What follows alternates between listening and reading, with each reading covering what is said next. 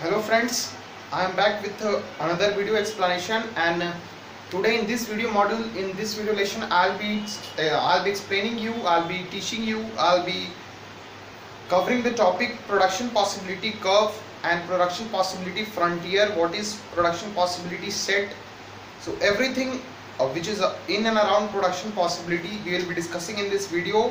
Maybe this video can be little lengthy, but it's really very important topic, and from here only the actual syllabus, the graphical syllabus is going to start. So it's really very important from that point of view also.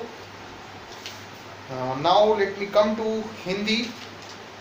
इस video explanation में हम production possibility के बारे में सब कुछ जानेंगे. Production possibility curve, production possibility set, frontier, जो भी प्रोडक्शन पॉसिबिलिटी से रिगार्डिंग चीज़ें हैं उसको हम इस वीडियो में करेंगे. ये वीडियो इंपॉर्टेंट आप लोगों के इसलिए भी हो जाता है क्योंकि यहाँ से जो है अकाउंट्स का यहाँ से जो है इकोनॉमिक्स का जो न्यूमेरिकल पोर्शन है, जो स्टैटिस्टिकल पोर्शन है, जो ग्राफिकल पोर्शन है वो शुरू होता है. पहला ग्राफ आप आज सीखेंगे इस वीडियो में. चलिए शुरू करते हैं बिना समय गवाए हुए. सबसे पहले तो प्रोडक्शन पॉसिबिलिटी क्या होता है, what do you mean by production possibilities. तो एक्चुअली में ये एक फिक्शनल ग्राफ है. जो भी अभी हम पढ़ने वाले हैं वो एक फिक्शनल ग्राफ है. उसमें कुछ अजम्पशंस हैं जो हम अजम्पशंस आगे पढ़ेंगे, लेकिन फिलहाल के लिए आपको मैं बता दूं कि प्रोडक्शन पॉसिबिलिटीज का मतलब क्या होता है. हमने पिछले वीडियोस में देखा है कि रिसोर्सेज क्या होती हैं, कैसे हमारे वांट्स जो है सो अनलिमिटेड होते हैं और रिसोर्सेज जो है सो लिमिटेड होते हैं. तो हमको लिमिटेड रिसोर्सेज से अपनी अनलिमिटेड वांट्स को सेटिस्फाई करना रहता है. Production possibilities of a nation का मतलब होता है कि एक नेशन के पास जितना रिसोर्सेज अवेलेबल है, मतलब सपोज करते हैं कि इंडिया एक कंट्री है, उसके पास कुछ भी XYZ amount of resources available है, तो उस सारे रिसोर्सेज से जो जो प्रोडक्शन हो सकती है उसका एक, अगर हम ग्रुपिंग करेंगे, उसका एक एनालिसिस करेंगे तो वो हुआ प्रोडक्शन पॉसिबिलिटीज. पॉसिबिलिटीज मतलब संभावना की, और प्रोडक्शन मतलब हमारा प्रोड्यूस. तो प्रोडक्शन करने की क्या क्या संभावनाएं बनती हैं ये हम पढ़ते हैं कहाँ पर, प्रोडक्शन पॉसिबिलिटीज में, प्रोडक्शन पॉसिबिलिटी कर्व में. प्रोडक्शन पॉसिबिलिटी कर्व में हम एक कर्व बनाते हैं. दो गुड्स हम कंसिडर करते हैं. हम कंसिडर करते हैं कि जो हमारा नेशन है उसके सारे रिसोर्सेज को अगर एक साथ मिला दिया जाए तब जाकर वो केवल और केवल दो गुड्स प्रोड्यूस कर सकता है. और उसी दो गुड्स का हम स्टडी करते हैं, उसी दो गुड्स का हम एनालिसिस और इंटरप्रिटेशन करते हैं. मैं फिर से अजम्पशन बता दूं, प्रोडक्शन पॉसिबिलिटी कर्व में हम अजम्पशन लेते हैं कि हमारा जो कंट्री है, जो नेशन है, वो सिर्फ और सिर्फ दो गुड्स ही प्रोड्यूस कर सकता है. तो हम देखते हैं कि एक गुड को बनाने में दूसरे गुड्स का कितना लॉस होता है, कौन सा पॉइंट हमारे लिए इफिशिएंट है, कौन सा प्रोडक्शन हमको करना चाहिए. हालांकि प्रैक्टिकल लाइफ में ये पॉसिबल नहीं है कि किसी कंट्री के पास सिर्फ दो ही, मतलब जितने रिसोर्सेज हैं उससे सिर्फ और सिर्फ दो ही गुड्स बने.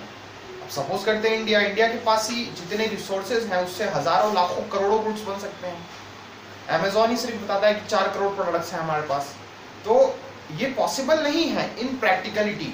लेकिन चूंकि अब अगर हम 10 चीज़ों की प्रोडक्शन पॉसिबिलिटी पढ़ना है हमें, तो कहीं ना कहीं शुरुआत तो दो चीज़ों से ही करनी पड़ेगी. इसीलिए यहाँ पर हम प्रोडक्शन पॉसिबिलिटी कर्व में जो है दो गुड्स का एनालिसिस करते हैं कि सिर्फ और सिर्फ दो गुड्स पॉसिबल है प्रोड्यूस करना पूरे रिसोर्सेज को इस्तेमाल कर कर, और उसके बाद में हम जो है सो ग्राफ प्रोड्यूस करते हैं. सबसे पहले मैं आपको एक प्रोडक्शन पॉसिबिलिटी सेट दिखा रहा हूँ, एक प्रोडक्शन पॉसिबिलिटी शेड्यूल लिख रहा हूँ.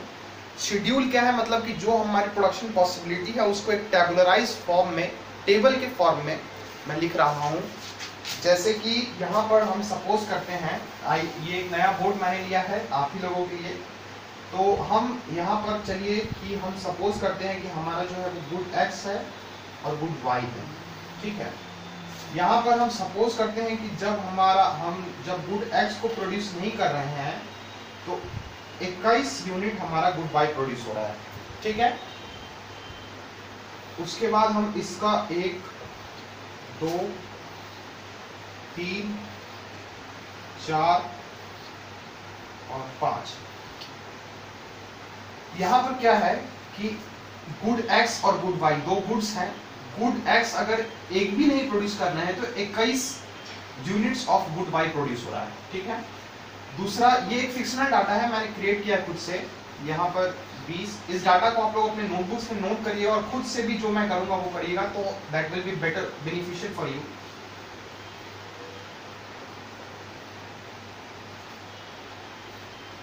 चलिए देखिए, ये क्या है, ये एक प्रोडक्शन पॉसिबिलिटी शेड्यूल है। इसमें पता चल रहा है कि दो गुड्स है, गुड एक्स और गुड वाई। अगर हम जितने रिसोर्सेज हैं और हमारे पास जो इकोनॉमी है उसमें टोटल रिसोर्सेज जो हैं वो हैं 21 यूनिट्स।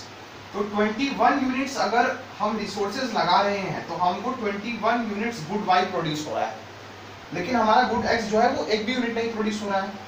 सेकेंड केस में हम क्या करते हैं कि एक यूनिट गुड्स को वाई के प्रोडक्शन से शिफ्ट कर एक्स के प्रोडक्शन पर शिफ्ट कर देते हैं। मतलब हम एक यूनिट ऑफ रिसोर्स को y में लगाकर x में लगाते हैं, तो हमको यहाँ पर 20 यूनिट y का मिलता है और 1 यूनिट x का मिलता है। उसी तरह अब हम चाहते हैं कि हम अपना x का प्रोडक्शन और बढ़ाएं, तो हम 1 यूनिट और x प्रोड्यूस करते हैं, तो यहाँ पर 2 यूनिट और हमारा y घट जाता है। तो उसी तरह हम यहाँ पर 1 यूनिट x का फिर और ऐड करते हैं, तो हमारा 3 यूनिट y घट जाता है। मतलब क्या हो रहा है कि 1 यूनिट x बनाने में y का कुछ लॉस हो रहा है। ऑब्वियसली अगर हमारे पास टोटल रिसोर्सेज 21 है, टोटल 21 यूनिट अगर हमारे पास रिसोर्सेज हैं और ये 21 यूनिट से y को ये 21 बनाने में पूरा फुली इफिशिएंट है। लेकिन ऐसा नहीं ना है कि अब जो जैसे ये एक मार्कर पेन है, तो जो मशीन इस मार्कर पेन को बनाने में इफिशिएंट है वो बॉल पॉइंट पेन बनाने में इफिशिएंट होगी। अभी थोड़ा सा कंफ्यूजिंग आप लोगों को लगेगा, लेकिन धीरे धीरे समझ में आएगा। अब आप लोग में से कुछ सोच रहे होंगे कि यहाँ तो ठीक है 21 रिसोर्सेज हैं, लेकिन यहाँ भी 21 हैं, लेकिन यहाँ पर 20 रिसोर्सेज हैं, 18 2 20, यहाँ पर 15 3 18 ही हैं, यहाँ पर 6 4 10 ही हैं। तो यहाँ पर क्या अजम्पशन है कि जो भी हमारा रिसोर्सेज हैं वो इक्वली सारे गुड्स को प्रोड्यूस करने के लिए एफिशिएंट नहीं है। मतलब एक गुड्स को प्रोड्यूस करने में कोई एक रिसोर्सेज जितना एफिशिएंट है उतना ही वो किसी दूसरे गुड्स को भी बनाने में एफिशिएंट नहीं है। हो भी सकता है कि दोनों में इक्वली एफिशिएंट हो, लेकिन जनरली ये पॉसिबल नहीं है कि एक रिसोर्सेज सारे गुड्स को बनाने में इक्वली एफिशिएंट हो। तो यही चीज है। अब यहाँ पर 2 गुड्स x का प्रोड्यूस हो रहा है तो y का 18 गुड्स से प्रोड्यूस हो रहा है, 3 गुड्स x का प्रोड्यूस हो रहा है तो 18 यूनिट्स y प्रोड्यूस हो रहा है, 4 यूनिट्स x प्रोड्यूस हो रहा है तो 6 यूनिट्स ही y प्रोड्यूस हो रहा है, 5 यूनिट्स x हो रहा है प्रोड्यूस तो y एक भी यूनिट्स नहीं प्रोड्यूस हो रहा है। ये क्या है, ये कोई आपको डिराइव नहीं करना है, ये गिवन डेटा है, ये पहले से दिया गया है डेटा। और इस डेटा का अब हम प्रोडक्शन पॉसिबिलिटी कर्व बनाना जो है सीखेंगे। आप एक बार फिर से 2 मिनट इस डेटा को देखिए और समझने की कोशिश करिए। टोटल रिसोर्सेज हमारे पास 21 है और x और y के बीच में डिस्ट्रीब्यूशन है और कोई जरूरत नहीं है। फिर से मैं बता रहा हूँ कि ऐसा क्यों है कि यहाँ का टोटल 21 है और यहाँ का टोटल 18 है, यहाँ का टोटल 10 है, क्योंकि एक रिसोर्स किसी एक चीज को बनाने में जितना एफिशिएंट है उतना ही वो किसी दूसरे चीज को बनाने में भी एफिशिएंट नहीं भी हो सकता है, हो भी सकता है। इसीलिए यहाँ पर आप लोगों को जो टोटलिटी का डिफरेंस है वो आएगा और धीरे धीरे क्लियर होगा। आप एक बार इस डाटा को नोट डाउन करिए, फिर अपन आगे बढ़ेंगे।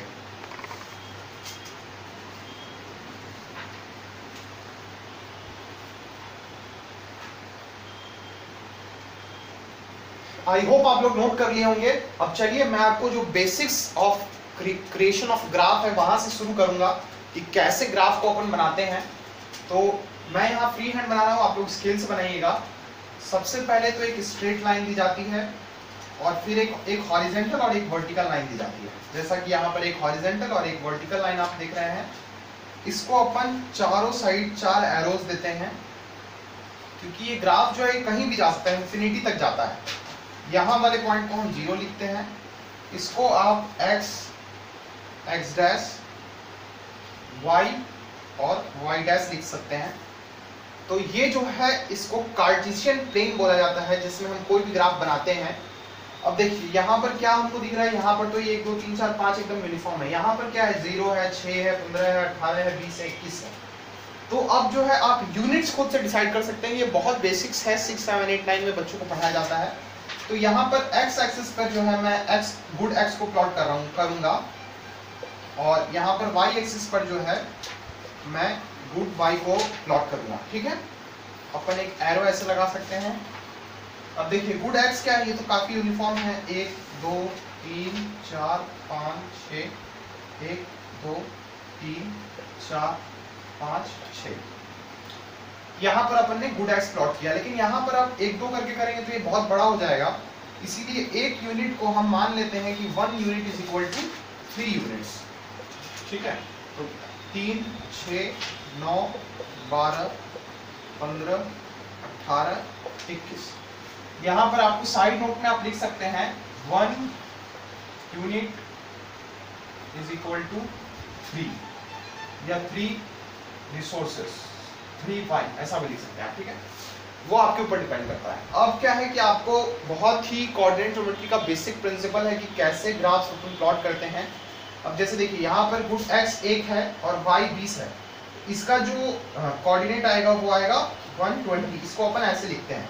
इसको प्लॉट करने के लिए क्या है कि यहाँ पर अपने x एक्सिस में 1 देखा, और अब इसको ऊपर की ओर देखेंगे कि 20 कहाँ है, तो 18 यहाँ है, इसमें 3 छोटे छोटे सेगमेंट्स आएंगे, तो मेरे हिसाब से 20 जो है वो यहाँ पर आएगा। आप ग्राफ पेपर बनाएंगे तो ज़्यादा एग्जैक्ट बनेगा। अब जैसे ये 021 है, 021, इसको अपन ऐसे लिखेंगे 021, ये कहाँ पर आएगा 0 और ऊपर देखें 21, ये यहाँ पर आएगा। ठीक है, उसके बाद में है 218, गुड x 2, गुड y 18, तो 2 से अपन ऊपर बढ़ेंगे, 18 कहाँ पर आएगा, कहाँ पर आएगा, यहाँ पर आएगा, तो ये हो गया 218 का पॉइंट। उसके बाद में 315, तो गुड x पे अपन ने 3 देखा और 3 से ऊपर बढ़े ऊपर बढ़े ऊपर बढ़े, यहाँ पर 15। ठीक है, उसके बाद में 6 और 4, यहाँ पर अपन ने 4 और 6, तो इसको अपन कैसे लिखेंगे 4, 6। एक बात आप लोग ध्यान रखिएगा कि हमेशा x एक्सिस पे जो पॉइंट्स होते हैं, जो कोऑर्डिनेट्स होते हैं, उनको पहले लिखा जाता है। मतलब ये जो है ये x, y है, x एक्सिस वाले पॉइंट को पहले लिखते हैं, y एक्सिस वाले पॉइंट को बाद में लिखते हैं। उसके बाद में है 4 और 6, तो 4 यहाँ पर और 6 यहाँ पर, तो ये पॉइंट नियरली यहाँ पर आएगा। फिर 5 और 0, 5 यहाँ पर, 0 यहीं पर, ये पॉइंट यहाँ पर आएगा। अब क्या है कि आपको अब क्या है कि अपने लोगों को ये थोड़ा सा यहाँ पर आएगा, इसको मिला देना है, फ्री हैंड से मिलाना है। कहीं किसी किसी किताब में लाइन सेगमेंट्स लिखा रहता है, किसी किसी हैंड में किसी किसी किताबों में फ्री हैंड भी लिखा रहता है। आप इसको लाइन सेगमेंट से भी मिला सकते हैं, फ्री हैंड भी मिला सकते हैं, उसका कोई डाउट मतलब कोई इश्यू नहीं है। इसको अपन मिला लेंगे तो एक ऐसा ग्राफ आपको दिखाई देगा। इसी ग्राफ को PPC बोलते हैं। ये क्या है, एक कर्व है। बच्चे में आपने कैसा पढ़ा था, ये एक स्ट्रेट लाइन है, ये एक कर्व लाइन है, ये एक स्ट्रेट लाइन है, ये एक कर्व लाइन है। तो ये जो फॉर्म होता है यही क्या फॉर्म होता है, एक PPC फॉर्म होता है, प्रोडक्शन पॉसिबिलिटी कर्व फॉर्म होता है। यूजुअली जो ये PPC है ये बेस के रिस्पेक्ट में ये कनकेव होता है। आप लोगों ने पढ़ा होगा 9th और 10th क्लास में कि कनकेव मिरर और कन्वेक्स मिरर, ये ऐसा अगर कुछ इमेज बना तो ये कनकेव, और ये ऐसा इमेज बना तो ये कनकेव और ये कन्वेक्स, ये है ना। तो कनकेव के केस में हमने क्या देखा कि वो बेस की तरफ ऐसा निकल, ये जो है झुका हुआ पोर्शन ये बेस की तरफ है। तो यहाँ पर भी क्या है, ये ऐसा पोर्शन है, तो इसीलिए इसको बोला जाता है कनकेव टू द ओरिजिन। ये जो है कनकेव टू द ओरिजिन, ये जो PPC बनता है ये कनकेव टू द ओरिजिन बनता है। इस PPC हो सकता है कि क्वेश्चन में आपको प्रोडक्शन पॉसिबिलिटी शेड्यूल दिया हो, इससे एक PPC बनाना है। बहुत आसान है, एक्स वाई दो एक्सिस, एक हॉरिजॉन्टल एक वर्टिकल लाइन खींचनी है, एक्स वाई का प्लॉटिंग करना है, हमको देख लेना है गुड एक्स और गुड वाई। गुड एक्स में एक जो यूजुअली होगा वो कॉन्टिन्यूएशन में होगा, जैसे 1 2 3 4 5 6, तो एक गुड जो है वो यूजुअली कॉन्टिन्यूएशन में रहता है, दूसरा गुड जो है वो डिफरेंसेस में रहता है। यहाँ पर आपने 21 देख लेना है दोनों साइड, और उसके बाद में उस हिसाब से आपको प्लॉट कर देना है उसको ऑन द ग्राफ पेपर। तो ये बेसिकली 3 या 4 मार्क्स का क्वेश्चन बोर्ड में पूछता है कभी कभी। अभी नेक्स्ट वीडियोस में हम और ज़्यादा एनालिसिस पढ़ेंगे, और ज़्यादा इंटरप्रिटेशन पढ़ेंगे, और ज़्यादा मतलब उसको एक्सप्लोर करेंगे PPC को।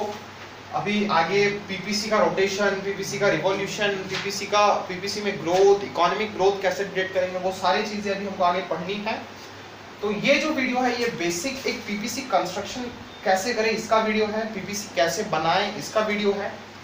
मैं फिर से क्विक रिकैप आपको दे दूं कि कैसे पीपीसी बनना है एक इमेजिनरी वैल्यूज के साथ। और फिर से मैं आपको बता दूंगा कि आपको प्रोडक्शन पॉसिबिलिटी सेट का ज्यादा टेंशन नहीं लेना है। प्रोडक्शन पॉसिबिलिटी शेड्यूल का वो क्वेश्चन में बना हुआ रहेगा पहले से, या फिर आपके पास ग्राफ बना रहेगा, आपको ग्राफ से उसको डिराइव कर देना रहेगा। तो आपको ज्यादा टेंशन उस बात की नहीं लेनी है। एक बार फिर से मैं रफ एंड टफ लैंग्वेज में आपको बता देता हूँ कि कैसे आपको ग्राफ बनाना है।